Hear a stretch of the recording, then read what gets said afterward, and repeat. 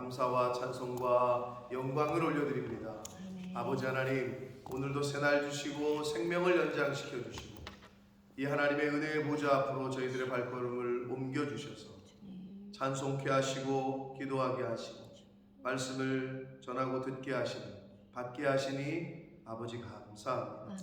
아버지 하나님, 오늘 하나님 앞에 나온 한 심령 위에 꼭 필요한 은혜의 말씀, 진리의 말씀 임하셔서 깨닫게 하시고 그 깨달은 말씀을 오늘 하루 동안에 잘 이루어가는 복된 한 날이 되어지도록 주님 은혜 내려 주옵소서. 성령 하나님, 임마누엘로 함께 하심을 믿사오고 예수 그리스도 이름으로 축복하며 기도 올리옵나이다. 아멘. 느부갓네살 왕이 꿈을 꾼 것을 하나님께서 다니엘에게 알게 하셨고 그 해석을 주셨습니다. 그래서 다니엘이 담대함을 가지고 왕 앞에 나아갔고 왕에게 이제 그 꿈과 해석을 알리는데, 자, 어제 본문까지 35절까지에서는 그 꿈의 내용에 대해서 먼저 이야기를 했습니다.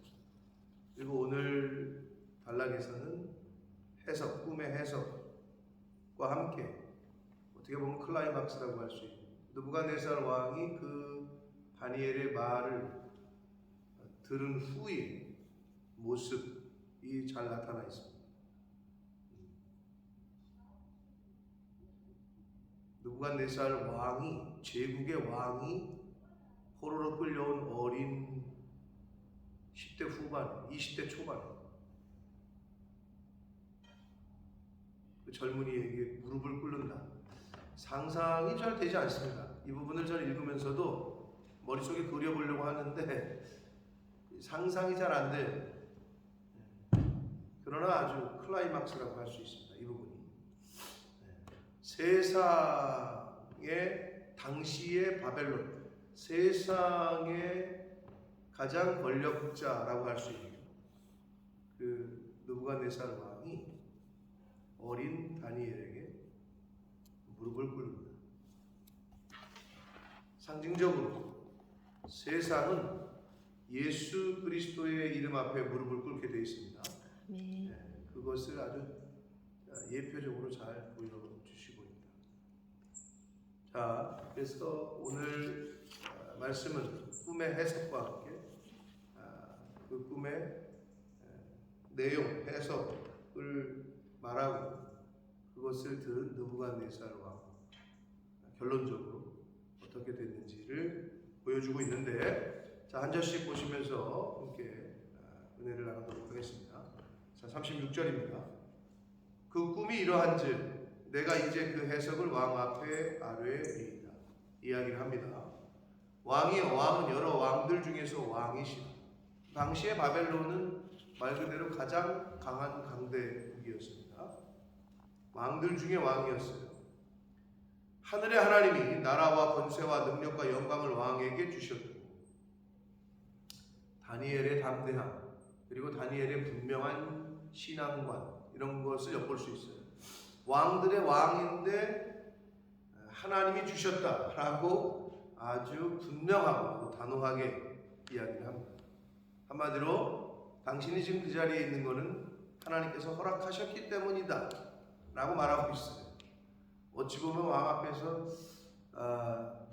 좀 왕이 기분 나빠할 수도 있는 소리인데, 하늘의 하나님이 나라와 권세와 능력과 영광을 왕에게 주셨다라고 말합니다.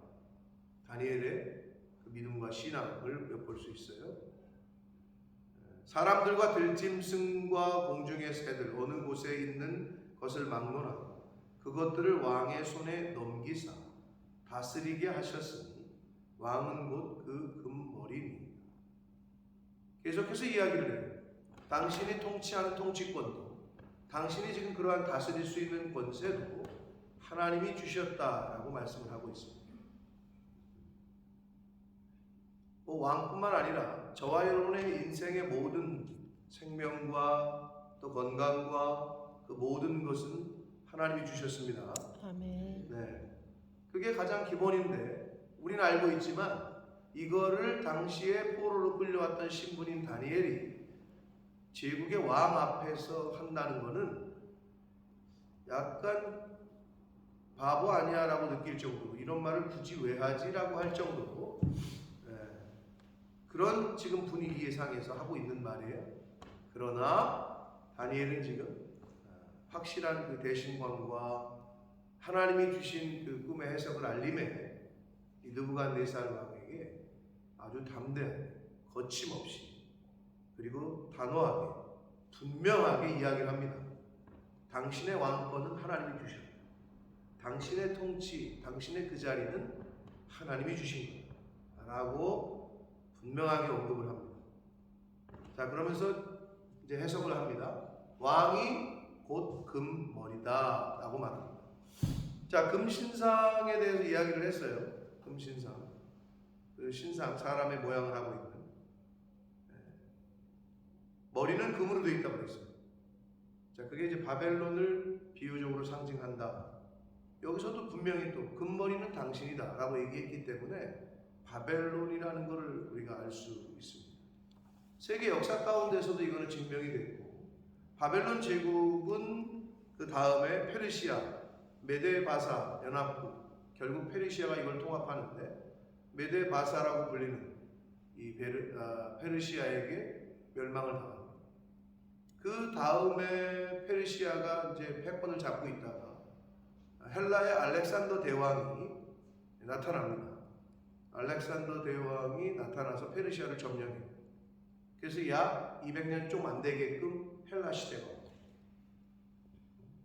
자, 그러다가 또 헬라는 로마에 의해서 멸망을 하고 로마가 이제 등장합니다. 역사 속에서. 그래서 로마가 가장 길게 그 패권을 잡아요. 약 500여 년을 패권을 잡는데, 그 가운데 이 로마가 나중에 어떻게 되죠? 나중에 우리는 남북이죠. 로마는 어떻게 동서로 나눠서 동로마, 서로마 이게 나눕니다. 근데 처음에는 둘로 나눠졌어. 그러나 나중에는 유럽의 각 나라로 지금의 완전히 분열을 하게 됩니다. 그게 이제 마지막 발가락. 얼마는 철이요, 얼마는 진이요. 이런 거를 비유적으로 나타내는 말씀인데, 분열된 로마, 여기까지를 이제 보여주셨다는 거예요, 하나님께서. 자, 금머리는 바로 왕이십니다 라고 이야기합니다. 그래서 39절, 왕을 뒤이어 왕보다 못한 다른 나라가 일어날 것이고, 다른 나라가 바로 메데파사, 나중에 페르시아라고 불리는 그런 나라고요. 셋째로는 놋 같은 나라, 녹 같은 나라가 일어나서 온 세계를 다스릴 것이다. 이게 이제 헬라입니다. 헬라. 그래서 제가 말씀드린 대로 어저께인가요? 그저께인가 말씀드렸죠. 영화 300 보면은 이제 페르시아 군이 헬라하고 전쟁을 벌이는, 그리스를 쳐들어가지고 전쟁을 벌이는 그러한 내용이 이제 그 영화 300의 당시의 시대적 배경인데, 결국은 헬라 알렉산더 대왕이 등장하면서 페르시아를 점령을 합니다. 그래서 싸움에서 이기고 헬라 제국의 시대가 옵니다. 이제 그게 셋째고, 자, 넷째 나라는 로마를 말합니다. 근데 이제 철로 두 다리, 철로 비유되고 있는 로마. 근데 로마에 대해서는 좀 길게 설명을 합니다. 넷째 나라는 강하기가 쇠 같으리니 쇠는 모든 물건을 부서뜨리고 이기는 것이라. 쇠가 모든 것을 부수는 것 같이 그 나라가 문나라를 부서뜨리고 찌을 것이다. 네, 그래서 가장 강력한 제국인 로마 제국이 등장합니다. 역사 속에서. 그러다가 영원한 것이 없기 때문에 이 세상에는 가장 강력한 로마 제국이 AD 395년 동로마와 서로마로 분열이 됩니다. 그리고 그 후에 다시 유럽의 여러 나라로 더 완전히 분열되게 됩니다. 동로마와 서로마로 나뉘었다가 이제 완전히 분열하게 되는데, 그 이야기를 지금 다니엘서에서 사실 하고 있는 거예요.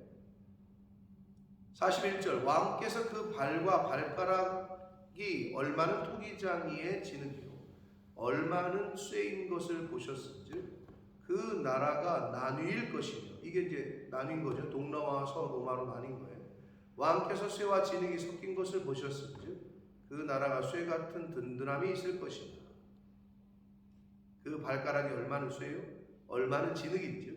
그 나라가 얼마는 든든하고 얼마는 부서질 만한 것이며. 자, 로마가 분열되고 나서 그 막 혼란한 그 시대에 뭐 인간의 역사를 보면 로마뿐만 아니라 다 그런데 어떻게 하면 어느 나라와 동맹을 맺고 어느 나라랑 얘네랑 합쳐야 되나? 얘네랑 합쳐야 되나? 국제 정치 그 판세에 따라서 결혼이라는 걸로 정략 결혼이라는 걸로도 묶이고 뭐 정치적 경제적으로 연대를 하고 오늘 얘네랑 동맹을 맺었는데 다시 또 내일은 얘네랑 동맹을 맺고 막 혼란한 시대가 돼요. 그래서 어느 쪽에 붙어야 우리가 살 거냐? 뭐 이건 인간의 역사 속에서 뭐 당시뿐만 아니라 사실 오늘날에도 마찬가지란 말이에요. 그러니까 철에 강한 것만큼 어느 한쪽은 철이라 그랬고 어느 한쪽은 진흙이라 그랬잖아요. 여러분 쇳덩어리에다 진흙을 발라놓는다고 그게 붙습니까? 시멘트도 아닌데 안 붙는단 말이에요. 그러니까 붙으려고 계속 동맹을 맺으려고 애쓰고 이 나라랑 좀 붙어 먹으려고 하고 저 나라랑 사위하고 딸하고 이렇게 뭐 아들하고 결혼시켜서 어떻게 하려고 하고 그런 일이 많이 있었단 말이에요. 그러나 결국은 나눠지고 분열되고 로마 제국은 역사 속으로 사라지게 됩니다. 그래서 43절 보시면 왕께서 쇠와 진흙이 섞인 것을 보셨은즉 그들이 다른 민족과 서로 섞일 것이다.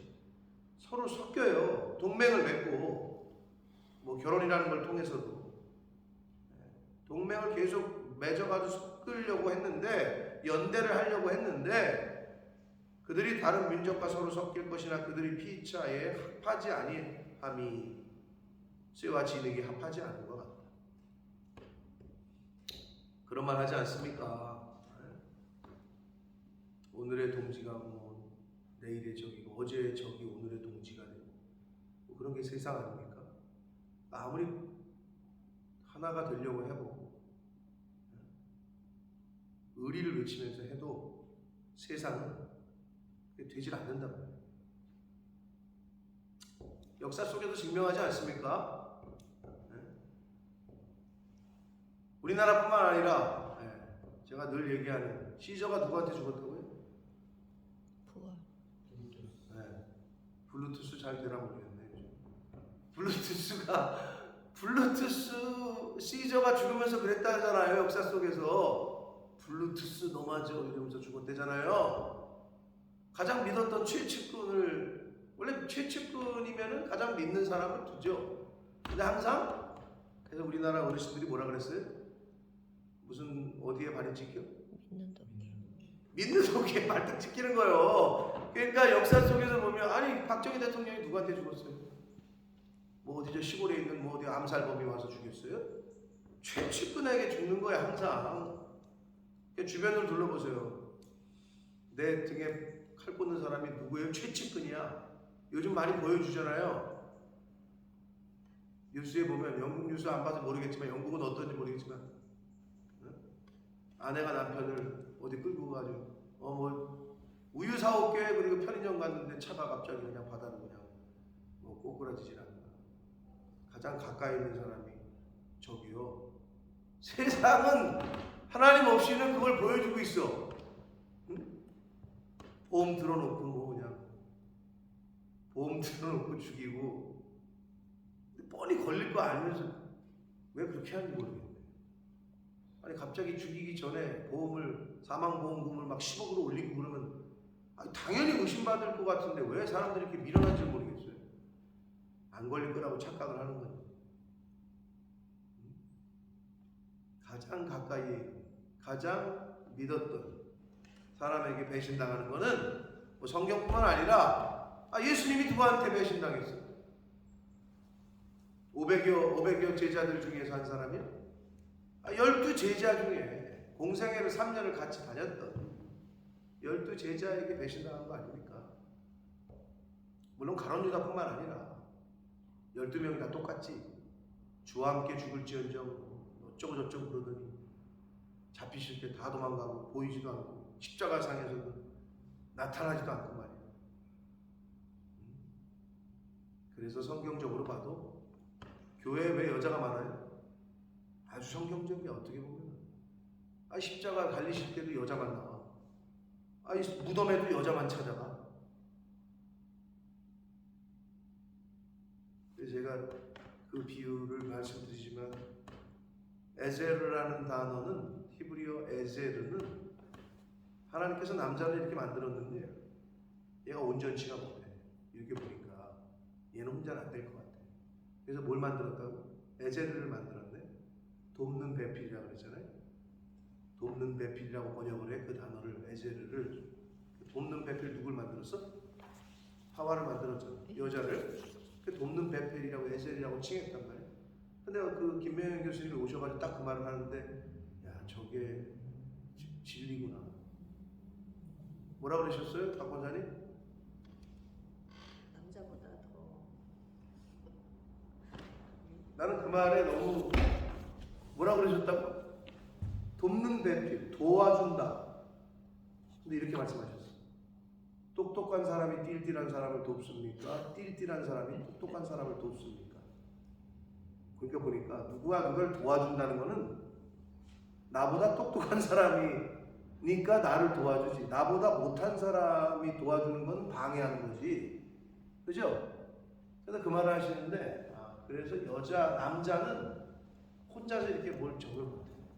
물론 하나님이 남자에게 여자 남녀 관계 가운데에서는 분명히 질서를 주셨지만 여자의 머리는 남자라고 그렇게 하셨지만 아니 근데 남자를 만드시고 왜 여자를 만드시면서 에제르라 칭했을까? 돕는 배필. 남자는 혼자서는 안 되는 거예요. 온전치가 못해.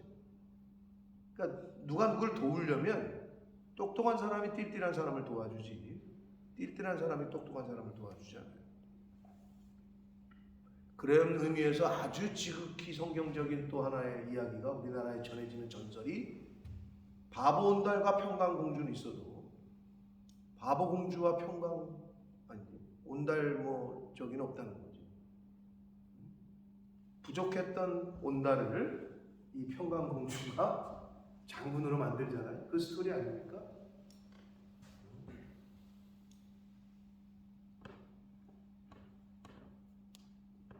자, 그런 의미에서 가장 최측근에 있는 사람들에게 배신을 당한다. 근데 그게 성경도 그렇고 인류 역사에서도 증명을 하고 오늘날에도 그래서 하나님의 영이 아니고서는 사실은 제일 위험한 게 가까이 있는 사람이 제일 위험한 거예요. 그리스도 안에서도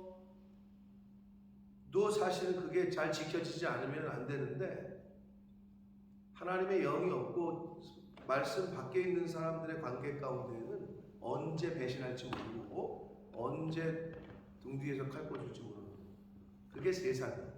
근데 인류 역사 가운데서 그거를 사실은 역사에서 계속 보여줬단 말이에요. 근데 합하려고 했는데 합하지 못한다는 거지. 쇠와 진흙이 합하지 않은 것 같지. 그래도 실제로 싹 분열이 되고 없어졌단 말이에요.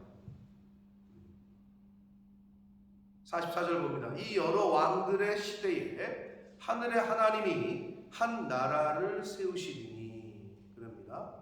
이것은 영원히 망하지도 아니할 것이요 그 국권이 다른 백성에게로 돌아가지도 아니할 것이요 도리어 이 모든 나라를 쳐서 멸망시키고 영원히 설 것이라 라고 말씀합니다. 자, 이게 이제 굉장히 묵시적이고 예언적이고 비유적인데 결국은 하나님의 나라, 하나님이 통치하시고 하나님이 세우시는 나라, 메시아를 통해서 하나님께서 세우시는 나라 라고 우리가 해석을 할 수 있겠고, 그리고 이걸 조금 더 좁히면 신약시대의 교회를 말합니다. 오늘날의 교회가 하나님이 통치하시는 교회, 물론 세속화된 교회 말고.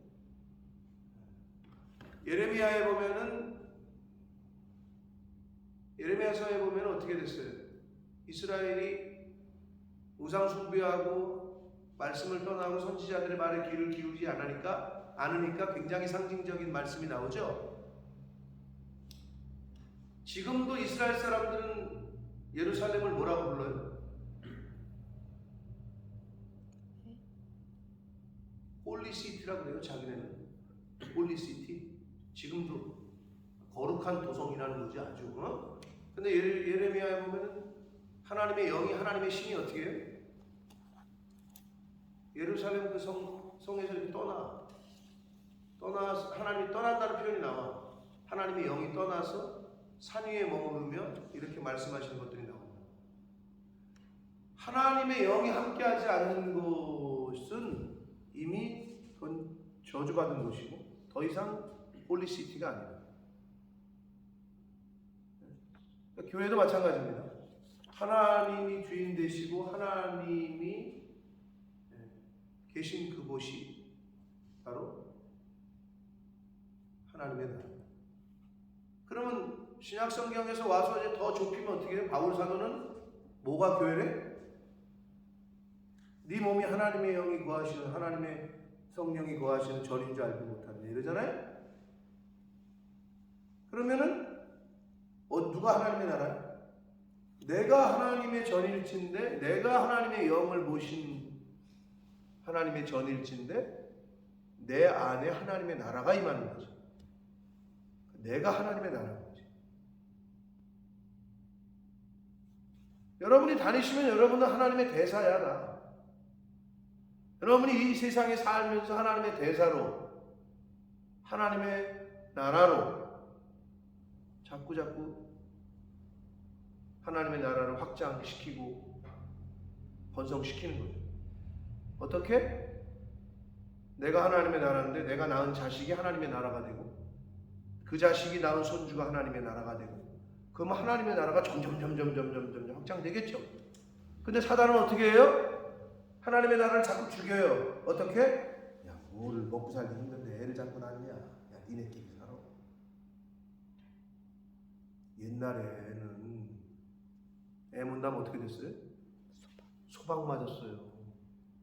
이게 우리 집안에 들어와가지고 대를 끊어놓는다고. 근데 대를 이젠 자기들이 끊어. 그런 시대가 돼버렸어. 부모들이 끊어 이제는. 굉장히 근데 그게 의식의 전환이라는 거는, 생각의 전환은, 우리가 생각의 전환이 하나님 편으로 돼야 되는데 이게 사단은 세상 쪽으로 자꾸 전환을 시킨단 말이에요. 이게 무서운 거예요. 이 거짓의 영, 미혹의 영은 문화라는 이름으로, 뭐라는 이름으로. 어제 뉴스 보니까 대한민국 서울시청 광장에서 퀴어 축제 뭐 한다고, 동성애자들 축제. 여기 남자애들도 여기 빤스가 여기 빵꾸 뚫은 거 이렇게 입고 말이야. 그 피켓 들고 뭐 학문 성교 아프지 않아요 뭐 이런 거. 그게 문화란 납시고 축제를 벌리고. 근데 어떻게? 서울시에서 그래도 일주일을 신청했는데 하루만 허가를 했더니 얘네가 불복해가지고 행정소송을 걸어가지고 이게 또 재판에서 얘네가 이겼네. 뭐 지금 아주 난리예요 지금. 그런 이 혼란한 시대에 우리가 살고 있어요.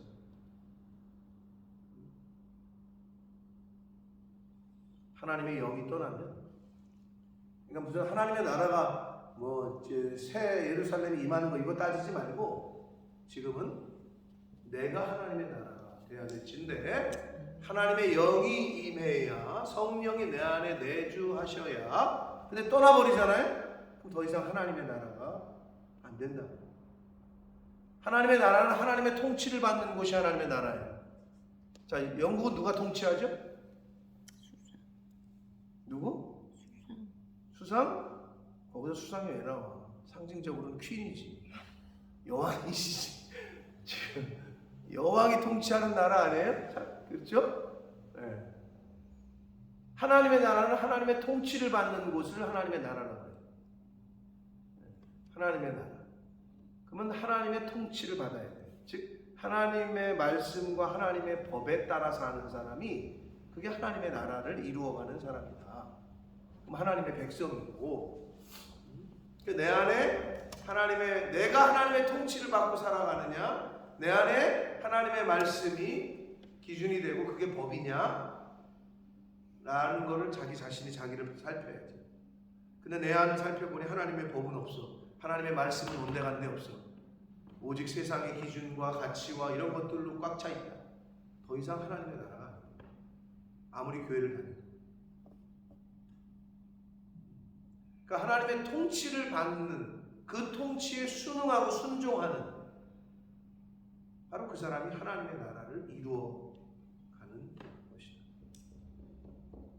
그래서 물론 비유적으로는 하늘에 하나님이 한 나라를 세우시니 메시아를 통한, 그리고 앞으로 도래할 하나님의 나라를 상징하지만, 더 우리가 이걸 의미를 좁히면 저와 여러분 한 사람 한 사람이 하나님의 통치를 받는 하나님의 나라, 그리고 그 나라를 확장시키기 위해서는 아버지의, 어머니의 하나님의 나라의 삶을 통치를 받는 삶을 살았다면 우리의 자녀손들도 하나님의 통치를 받는 하나님의 나라로서의 삶을 살고 신앙과 믿음의 그 계대를 잘 상속시키는 그런 저와 여러분이 되어야 될 줄 믿습니다.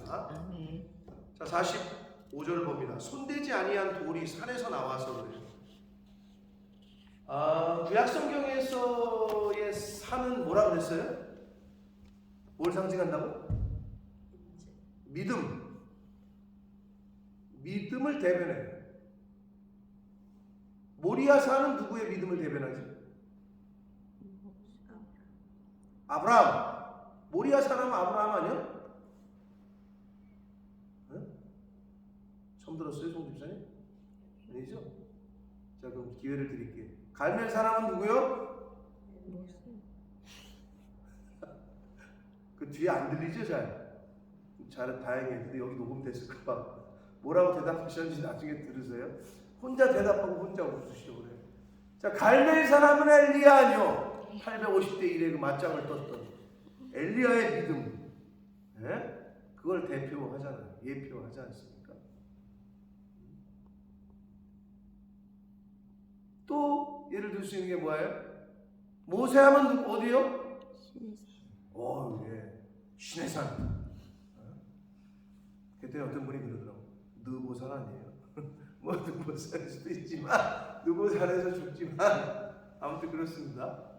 이 산은요, 그러니까 마가복음에 나오는 마가복음 13장과 마태복음 24장이 종말장이라고 하는데, 너희들은 그 말세 때 산으로 피신해라 이런 표현이 나와요.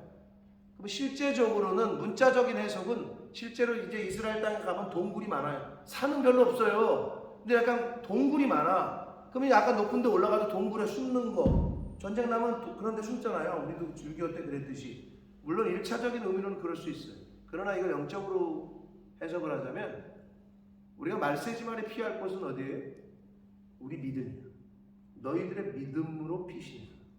너희들이 준비한 믿음. 왜? 산은 그 사람의 인격과 믿음을 상징하는 거예요. 믿음. 말세에 우리가 방패는 믿음의 방패잖아요.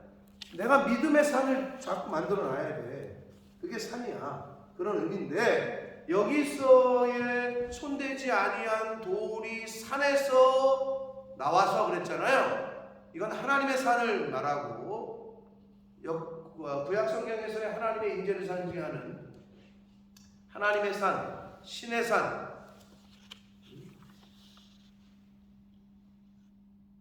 죄송합니다. 신의 산이 아니라 시온산, 지온. 이스라엘 백성들 지온이 예루살렘 말하는 거거든요. 지오니즘. 지금도 이스라엘 사람들 가보면 지오니즘이라고 이렇게 써져 있는 게 있는데, 시온. 그러니까 하나님의 산에서, 그러니까 이게 무슨 말이냐면 하나님으로부터 나왔다는 거야. 손대지 아니한 돌이. 그게 누구를 상징해? 예수 그리스도지. 하나님에게로부터 오신 메시아가 다 처부술 거라는 거지. 다 깨부술 거라는 거야. 그거를 지금 말하고 있습니다. 흙과 은과 금을 부서뜨린 것을 왕께서 보신 것은 크신 하나님이 장래 일을 왕께 알게 하신 것이라 이 꿈은 참되고 이 해석은 확실합니다 라고 다니엘이 왕 앞에서 거침없이 얘기를 합니다. 그 얘기를 들은 상상을 좀 해보면 다니엘이 하나님의 신에 이끌려서 하나님의 성령에 이끌리지 않았으면 그런 말 못하죠. 포로로 끌려간 20대 초반이 대제국의 왕 앞에서 그 주변 환경이 또 얼마나 의리의리했겠어. 큰 칼 찬 사람들이 주변에 그냥 이렇게 쫙 늘어섰는데 거기서 말도 사실 입도 제대로 못 뛸 거야. 실제로 우리 같으면.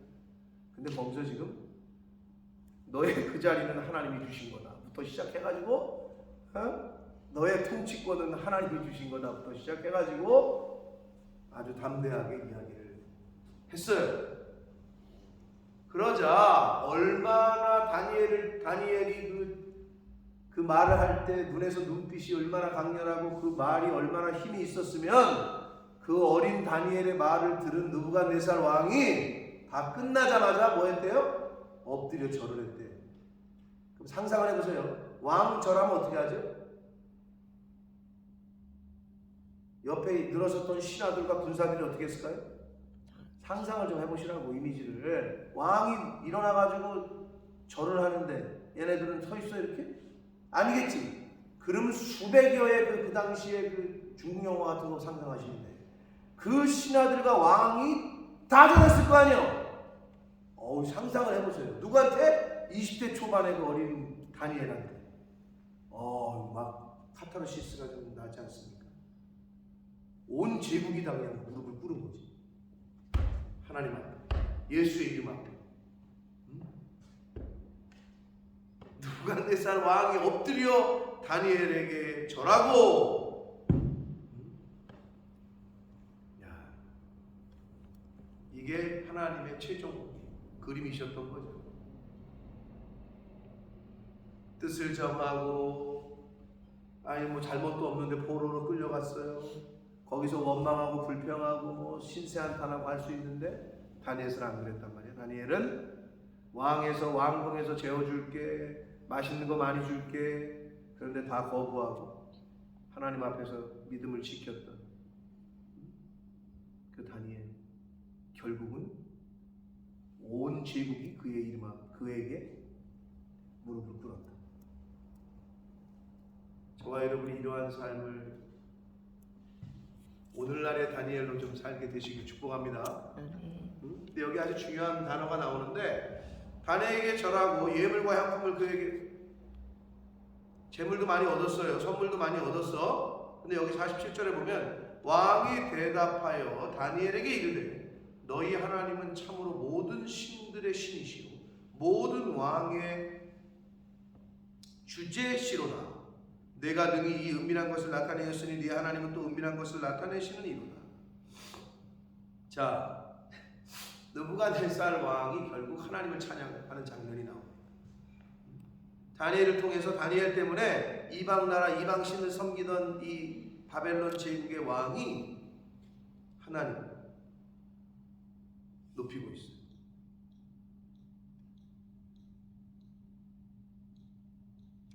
저와 여러분의 삶을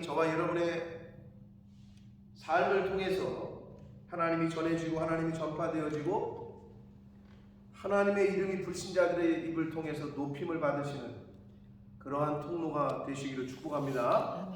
자, 그러자 하나님께서 이 다니엘을 어떻게 하셨느냐? 왕이 이에 다니엘을 높여에 동그라미 치시고 귀한 선물을 많이 주며 그를 세워에 동그라미 치시고.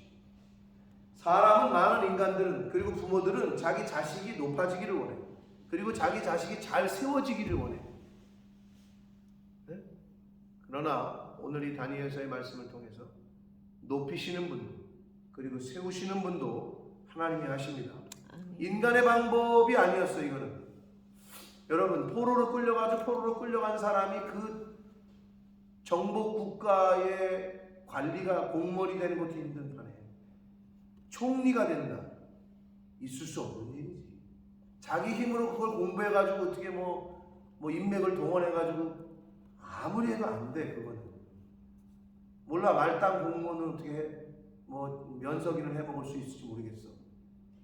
근데 이거는 하나님이 하시는 건 차원이 달라. 차원.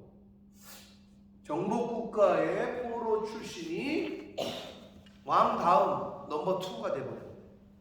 왕 다음이 돼버렸습니다. 다니엘을 높이고 세워서 바벨론 온 지방을 다스리게 하고 또 바벨론 모든 지혜자의 어른을 삼았으며 제국의 총리가 됩니다. 이게 하나님이 하시는 일이에요. 그러니까 우리의 힘으로는, 우리의 생각으로는 상상을 할 수가 없어요. 하나님 앞에서 믿음만 잘 지키고 있으면 우리가 상상을 잘 못하지. 이런 일은 상상이 될 수가 없어. 양승우 여기 나와 있지만 여러분, 우리나라 선수가 EPL에서 골든부츠를 득점왕을 한다는 것은 상상을 하지 못했어요. 그렇죠, 김경희 기자님? 시즌 초에 손흥민이가 탈 줄 알았어요? 좀 많이 늦더라고. 요번에는 10골만 넣어도 거의 톱클래스야. 한 시즌에 10골. 근데 손흥민이가 몇 년 동안 10-10 10골 10어시스트 이 10-10 클럽이라고 하는데 그거를 한 2번인가 했어요. 이전 시즌에서. 그것도 굉장히 잘하는 거거든. 10골 10어시스트. 근데 이번에는 20몇 골이죠. 23골인가 4골. 야, 이거는 옛날에 호날두 정도에서나 볼 수 있었던. 근데 손흥민이가 득점왕이 됐네. 손흥민 경기 때마다 뭐 하죠? 김경희 집사님? 김경희 집사님도 우리 축구하면 또 우리 김경희 집사님인데 손흥민 축구할 때 뭐 해야 되는? 축구 시작 전에 기도하잖아요. 보셨죠? 한 번도? 맨날 시작하고 보셨나요? 경기 딱 시작하기 전에 이렇게 기도하는 거예요. 딱 서서 이렇게. 그거를 보더니 양승우가 언제부터 저거를 따라 하더라고. 양승우도. 내가 사진에 몇 장 많이 증거를 찍어놨는데, 근데 저는 손흥민이가 옛날에 처음 왔을 땐 안 했거든요. 근데 중간에 사람들이 자꾸 저한테 물어봐. 손흥민이 크리스찬이냐? 근데 모르겠지만 그냥 증거가 저기 있지 않냐? 뭐 저기 그럼 부처한테 저랑 기도할 때 이렇게 하겠냐? 뭐 누구한테 하겠냐? 근데 이제 얼마 전에 저도 몰랐는데 그 아버지 손웅정 씨가 어느 교회 집사라고 그랬나요? 어디 교회를, 아버지도 교회를 다니신다고 하더라고요. 그러니까 크리스찬 집안인 건 맞는 것 같습니다. 하나님이 도우셨다라고 믿습니다. 아멘. 이 시대에 그냥 저절로 될 수가 없다. 어떻게 보면 축구계에서는 거의 정점을 찍은 게 아닌가.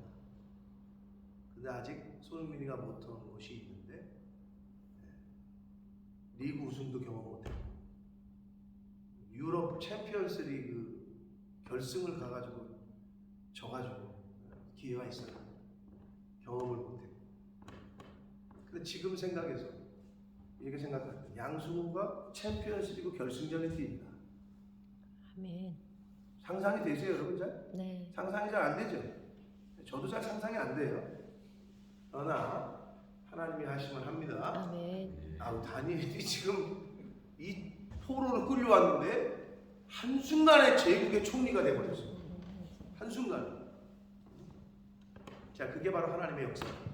우리 인간은 그렇게 만들 수가 없어. 그러니까 여러분이 하려고 애쓰지 마세요. 제가 늘 고백 중에 하나는 하나님의 일에 관심을 갖고 하나님의 일에 열심을 하니 나는 하나님의 일에 관심을 두었더니 하나님은 내 일과 내 가정과 내 자녀들에게 관심을 두셔요. 아멘. 하나님이 지키시는 게 좋아요? 여러분이 지키는 게 더 좋을 것 같아요. 하나님. 여러분이 지킨다고 지켜지는 게 아니에요. 여러분이 세운다고 세워지는 게 아니에요. 하나님이 세워주시고 지켜주셔야 가장 안전한, 아멘.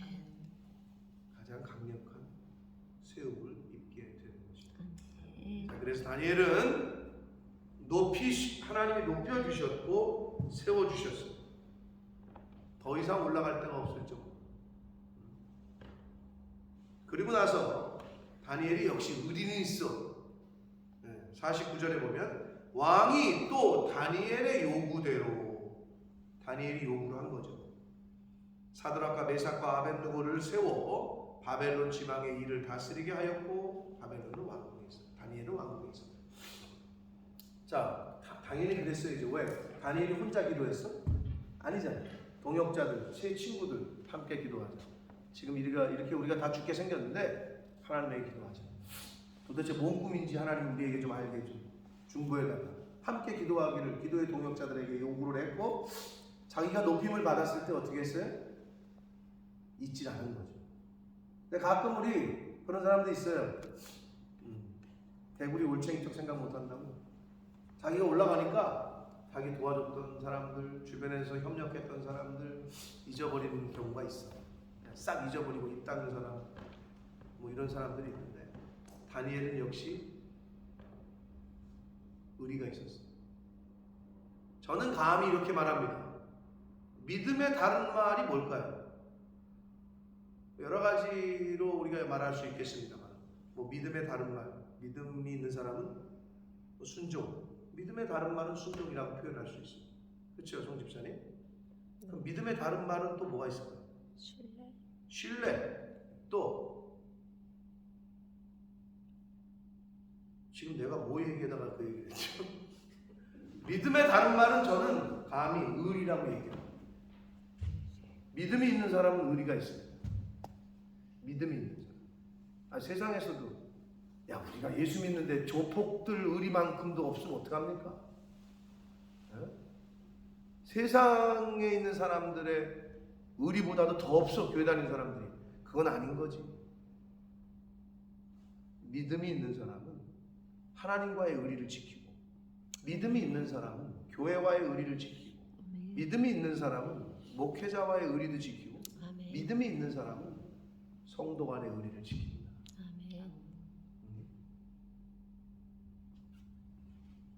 다니엘이 요구를 한 거죠.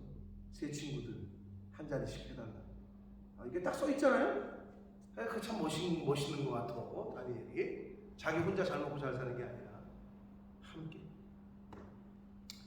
자, 아주 멋진 장면 클라이막스를 한 편에 봤습니다. 이제 또 다른 얘기가 이제 계속됩니다만은, 자 하나님께서 높이신 하나님에게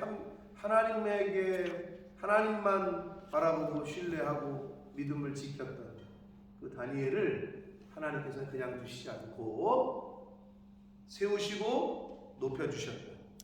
바라기는 저와 여러분의 인생이 하나님이 세우시고 높이시는 인생 되시길 축복합니다. 나아가서 여러분의 자녀 손들이, 여러분의 자녀와 손자들, 손녀들이 하나님이 세워주시고 하나님이 높여주시는 그러한 은혜와 복이 있는 가정으로 만드실 수 있도록 여러분부터 하나님의 나라, 하나님의 통치를 받는 나라가 되시고, 그래서 여러분의 자녀들이 또한 하나님의 나라가 되어져 갈 수 있도록 하나님의 통치를 받는 자녀손들이 되고, 그러한 믿음의 가정, 신앙의 가정들로 세워지시기를 예수 그리스도 이름으로 축복합니다. 살아계신 하나님 아버지, 감사와 찬송과 영광을 올려드립니다. 아버지 감사합니다. 오늘도 생명을 연장시켜 주시고 새날을 주시고 하나님의 은혜의 보좌 앞으로 나와 찬송케 하시고 기도하게 하시고 예배드리게 하시고 말씀을 전하고 듣고 받을 수 있는 복된 자리에 저희들을 이끌어 주시고 인도해 주시니 아버지 감사합니다. 아버지 하나님, 오늘 주신 말씀들 중에 내가 꼭 기억해야 될, 내가 꼭 이루어야 될 말씀들 생각나게 해주시고 깨닫게 해주시고 신비에 새기게 해주셔서 아버지 그 말씀이 나를 지배하는, 하나님의 말씀이 나를 통치하는 하나님의 나라들이 다 되게 해 주옵소서. 나뿐만 아니라 내 자녀손들이 더욱더 하나님을 잘 믿고 순종하고 따르고 말씀에 순종하고 하나님의 통치를 받는 하나님의 나라들로 세워지도록 주님 은혜 내려 주옵소서. 아멘. 예수 그리스도 이름으로 축복하며 기도 올리옵나이다. 아멘. 하늘에 계신